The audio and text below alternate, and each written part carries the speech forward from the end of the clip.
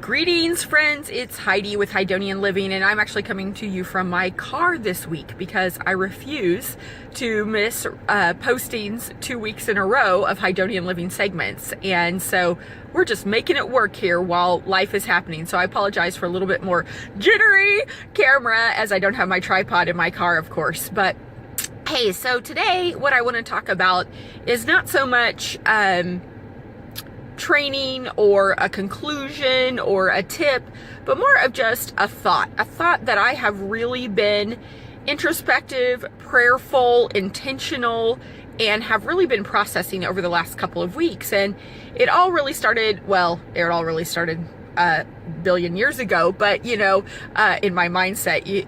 But what I'm trying to say is a thought that has really been simmering in my soul probably since before I was created. But the thought is a little quote that I flippantly said a few weeks ago, and that is, life is too short not to have a latte, but it's too long to have one every day.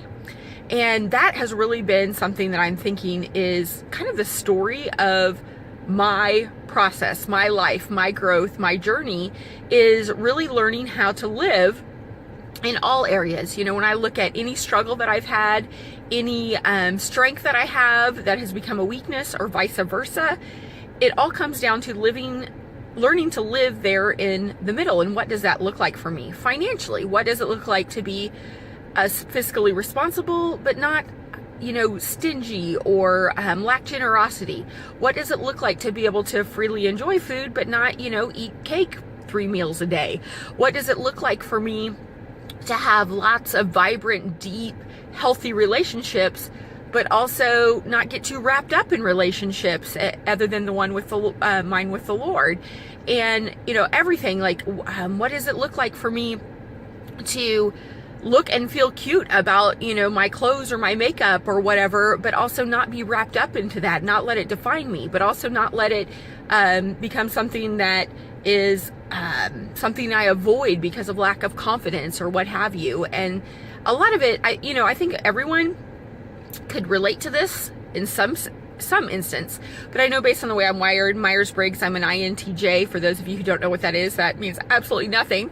For those of you who have studied Myers-Briggs, that's a big insight. In fact, I'm starting to study Enneagrams now. I know I'm kind of late to the game, but truth be told, that's been around for centuries and centuries. It's just getting popular right now, so I'm excited to dig into that. But an INTJ is got intuitive, meaning big strategy, big thinking, big vision, but also the judger part needs structure, needs systems, needs consistency.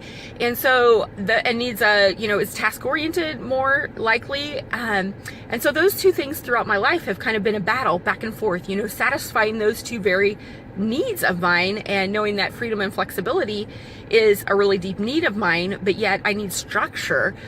We all need structure, but I really need it. And so, that's just what I've been pondering on, thinking on, praying on, of Lord, just show me how to live in balance, to live in the middle, to know that season by season, day by day, what does that look like for me? Where is the sweet spot of being free, but not taking advantage of freedom in any area of my life?